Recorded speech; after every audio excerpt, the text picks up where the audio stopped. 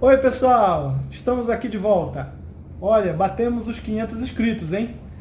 O objetivo agora é chegar a quanto? 600 inscritos! Eita, será que vai, hein? Não sei. Pessoal, continuando o nosso vídeo de hipertensão, agora nós vamos falar sobre os fatores de risco. É muito importante a gente saber qual é o risco que o nosso paciente com pressão alta possui. Por quê? Existem pacientes que não têm muito risco, existem pacientes que têm muito mais risco. E aí, conforme o risco, a gente vai fazer o tratamento mais eficaz. Papai, hoje que a gente vai falar sobre educação física? Sim, a gente vai começar a falar sobre atividade física. Vamos lá. Então, Educação também. os principais fatores de risco adicionais, cardiovascular geral, independente se tem pressão alta ou não, são: primeiro, a idade. Homem acima de 55 anos e mulheres acima de 65 anos. 50? Ah, tá, então mulher mais. Mulher mais, porque mulher demora mais para ficar doente. Entendeu? Ah, legal. Mas O homem você adoece é um mais homem. fácil. Ah, não, você não. Eu sou, mas eu não vou ficar doente tão fácil, porque eu faço atividade física. Mas a E gente vai muito, falar sobre academia, tananã. judô, jiu-jitsu, Judô? Ah, não, você nunca fez judô na sua vida. kenpo. Então vamos Você lá. não faz mais, a gente vai fazer. Você vai voltar depois dessa quarentena, fazer uma. Vai ser a quarta mesmo. Não pode falar por que a gente está com quarentena, tá? Vamos lá. Tabagismo, Qual é o problema? fumar, tá bem? Fumar, muito importante. Tem gente na loja que quer deixar. Tem lojas, né? Tem lojas que sabem que é errado, mas quer deixar as pessoas, tipo assim, fazendo errado, né? Tem loja que sabe que fumar é errado, mas bota cigarro no caixa pra pessoa comprar. Isso é péssimo. Isso é péssimo. Ao invés de botar cigarro pra comprar, deve ter uma plaquinha, não tem cigarro, né? Aí tem uma plaquinha dizendo: não fume aqui nem em lugar nenhum, porque fumar é perigoso. Pode fazer você ficar triste, ou seja, ficar doente, e fazer as pessoas que você ama ficar triste, porque elas amam você. Você pode morrer por causa do cigarro, aí elas vão ficar tristes. Você quer que uma pessoa da sua família fique triste? Então não fume. Não. Quem ama não fuma. Bem, colesterol alto, né, as dislipidemias, na verdade, ou seja, o triglicerídeos acima de 150 e o LDL acima de 100 ou o HDL abaixo de 40. Tá bem? Isso aí são fatores de risco, tá? Esse HDL abaixo de 40, eu quero esclarecer o seguinte: existem pacientes que acabam baixando muito o colesterol. O que é HDL? Eu vou já explicar. E como eles baixam muito o colesterol, existe a enzima que carrega o colesterol do fígado para o sangue, tá? Esse é o LDL. Então seria o famoso colesterol ruim. Elas acabam reduzindo tanto o colesterol que esse LDL, esse que é o colesterol ruim, fica muito baixo. Então tem pessoas que conseguem manter o LDL, por exemplo, em 40. Bem, Isso é bom ou ruim? é bom. O HDL, ele pega o colesterol que está no sangue e leva embora, para não entupir as artérias, para não causar AVC nem infarto. Que susto! Não balança a mesa. Senão balança o nosso vídeo lá e os nossos alunos não vão querer assistir o vídeo. Então, bem, imagina, se o LDL está muito baixo, tem por que o HDL ficar mais alto? Não faz sentido. Então o LDL vai acabar dando abaixo de 40. Nesses pacientes o risco não estará aumentado, tá bem? Entendam isso. Diabetes é um fator de risco muito alto para ter derrame. Como assim? Muito alto? Meu avô é diabético. Pois é, por isso que tem que controlar o diabetes. Ele come doce todos os dias. Aí não tem jeito. É igual fumar. História na família de alguém que tem infartado, né? Ou seja, se alguém na família, de parentes de primeiro grau, tá bem? Pai ou mãe ou irmãos, Ovó. né? Tenham infartado? Ovô. Não, só de primeiro grau. Ah, Só tá. pai, mãe e irmãos que tenham Tipo assim, de quem infartado. nasceu, de quem tipo assim, mora com você. Não, por exemplo, se Como assim de primeiro grau? Se o meu pai tiver infartado, parente de primeiro grau. E você é minha parente de primeiro grau, porque você nasceu de mim. Eu não nasci de você, não nasci na minha mãe. Tá bom. Homem engravida. Ah, tá bom. E você é parente de segundo grau da sua avó, por quê? Porque sua mãe nasceu da sua avó, entendeu? Ah, tá, tipo assim, em colunas. E em colunas, perfeito. Então, se na sua família alguém do sexo masculino de primeiro grau tiver infartado antes dos 45 anos, isso é um fator de risco muito alto. E se forem mulheres abaixo dos 55, isso também é um fator de risco muito alto. Tá bem? A doença, a diretriz, ela traz lá na tabela um pouco mais alto, tá? 55 anos e 65 anos. 55 para homens e 65 para mulheres. Tá bom? Isso aqui serve também para hipertensão nesse fato, hipertensão, doença cardiovascular nessa idade, tá? Cardiovascular? Mas abaixo de 45 é muito mais grave. O que é cardiovascular? Cardiovascular é a circulação toda, tá? Ah, tá.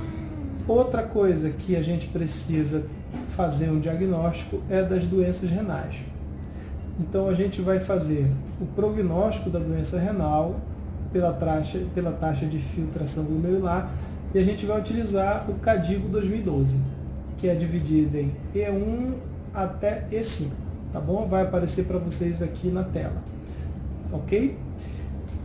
Vejam isso com calma, não vale a pena ficar explicando agora. A única coisa que a gente precisa colocar em mente é que pacientes que tenham E3B em diante são pacientes que já são considerados como um risco cardiovascular aumentado. A gente pode pedir para esses pacientes que nós estamos avaliando também, por exemplo, ecocardiograma. Quando é que a gente vai pedir o eco? A gente pede o eco quando a gente botar o esteto. E o estetoscópio a gente vai ouvir o quê? O nosso coração. E falar em estetoscópio, aqui papai a cama tem um livro aqui de estetoscópio. É um estetoscópio de coração. Assim. De coração. A Se a gente ouvir o coração com um som diferente, a gente vai pedir um ecocardiograma. Por exemplo, se ouvir um sopro. Sopro é quando faz um barulho diferente. Tipo assim, como assim?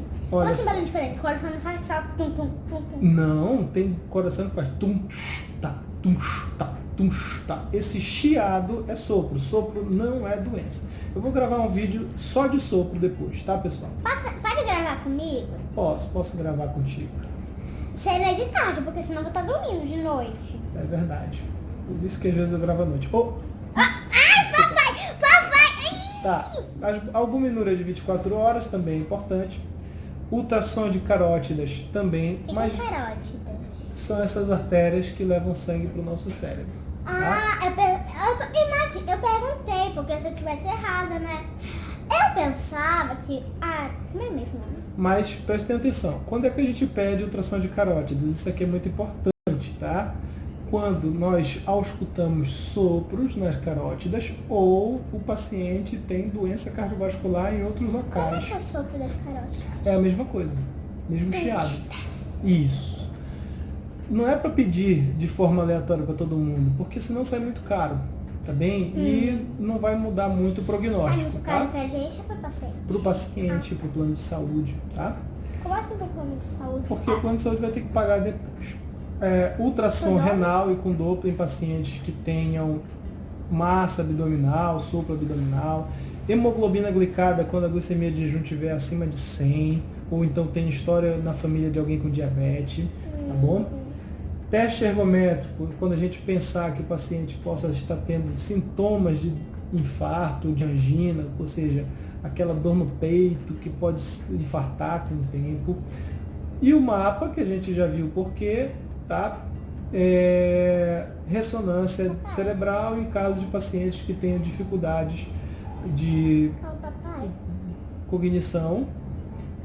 Por isso que sempre, quando às vezes meu peito tá vendo, eu fico com medo, porque tem gente que com dor no peito infarta, mas é sempre gases. É sempre gases, é verdade, eu que o diga. Tá, então vamos lá. Vai aparecer para vocês agora a tabela de hipertensão e da classificação de risco. O que é que eu vou deixar aqui de observação para vocês? Pacientes que têm hipertensão estágio 3 já são considerados de alto risco. Pacientes que tenham presença de lesão de órgão-alvo e vejam a hipertrofia cardíaca ou a sobrecarga ventricular, ela entra como uma lesão de órgão-alvo. Então, se você observar no eletrocardiograma aqueles sinais de sobrecarga, você vai classificá-lo como alto risco. Pacientes que tenham mais de 3 fatores de risco e estejam de pressão com hipertensão do estágio 1 em diante, esses pacientes serão de alto risco, tá bom? Então gravem principalmente isso aí, tá? Porque isso vai definir depois o nosso tratamento. Eu estou deixando para vocês também aí na tela os fatores de risco adicionais, que fora aqueles anteriores que eu coloquei, acrescenta-se aí a glicemia plasmática de jejum entre 100 e 125, ou um teste. Essa saber se a pessoa está quase diabética. Ah, entendi. Não é diabético ainda. Tá? Mas, papai, sabe quando você falou sobre a história de alguém diabético da sua família?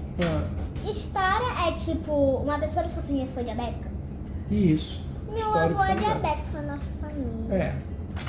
Olha, doença, sim, continuando, obesidade, né? Ou seja, o IMC acima de 30 ou a cintura abdominal acima de 102. É a mesma coisa que diabético? Não, a mesma coisa que uma pessoa que esteja com muito peso, muito gordinho. Ah, tá. Tá? Isso é meio... é ruim? É ruim. Ficar gordinho é ruim, porque faz mal pro coração. Meu avô é meio gordinho. Verdade. Lesão de órgão-alvo, na avaliação do risco adicional do hipertenso, eu vou colocar aqui a tabela para vocês também, o que a gente pode ter como lesão de órgão-alvo. Vai aparecer no vídeo? Vai aparecer no vídeo. Você vai colocar aqueles efeitos? Isso, aqueles efeitos. Eu vou ajudar a escolher a musiquinha. Doença cardiovascular. O que é doença cardiovascular e renal estabelecida, né? Que são as lesões de órgão-alvo. Então, se tiver, por exemplo, um AVE isquêmico, hemorragia cerebral, ataque isquêmico transitório, já é. Paciente com angina estável, instável, infarto do miocárdio, doença periférica, lesão de carótidas, retinopatia, também são considerados órgão-alvo. Tá bem? Mas teve alguém, ou tem, né? Teve ou tem alguém na nossa família que está prestes a ser diabético? Porque eu me lembro, não sei se eu sonhei, sei lá, mas eu acho que foi verdade. Eu me lembro que uma pessoa da nossa família, eu esqueci o nome. Não tem ninguém, não. Não teve ninguém? Não, você sonhou. Ah, tá. Vamos lá. Então, a doença aterosclerótica ativa, né? Ou os equivalentes, o que são? Uma arteriosclerose subclínica, significativa por um método diagnóstico, ou seja, fez um exame de imagem qualquer e mostrou que tinha gordura nas artérias, mas o paciente não sente nada. Ou um paciente que precise fazer uma cirurgia arterial, ou de membro inferior, de carótida. Assim não sente nada? Tem paciente que não sente nada, que está doente, mas não sente nada. Aí vai causar problema, porque se não sente nada, não vai saber que está doente, aí não vai para o médico, tem risco de infarto. Isso mesmo, esses são os piores. Diabetes, paciente diabético, a gente já considera como doença aterosclerótica, por isso ele vira alto risco. Doença renal crônica, hipercolesterolemia familiar também é considerado como doença aterosclerótica, tá? Meu irmão vai participar do vídeo com a gente. Ele está começando a participar ali de fundo, né? Tem que avaliar se tem síndrome metabólica também no paciente. Eu também vou colocar a tabela. Procurem a tabela na diretriz, é muito fácil, tá bom? E o que a gente tem que fazer? Agora é o próximo vídeo, se alcançar 600 inscritos. Até mais, pessoal. E também deixa o seu like. Deixa o like aí para saber que vocês estão estudando. Quantos likes? Também para saber tem que ter pelo menos 40 likes. turma ali que tá 10 passando. mil, 10 mil, 10 mil. Tá, se tiver 10 likes eu faço o próximo vídeo, Oh, 10 não, muito pouco. tá? Mas, Eu preciso saber se vocês estão estudando, pessoal, porque senão eu não vou ficar perdendo tempo aqui falando de vídeo, tá bom? fazendo muito vídeo, até vocês não estão estudando, aí não vale a pena. Não vale a pena. Deu trabalho? Tchau, pessoal, um abraço. Até o próximo vídeo. Tchau, tchau. Beijinho.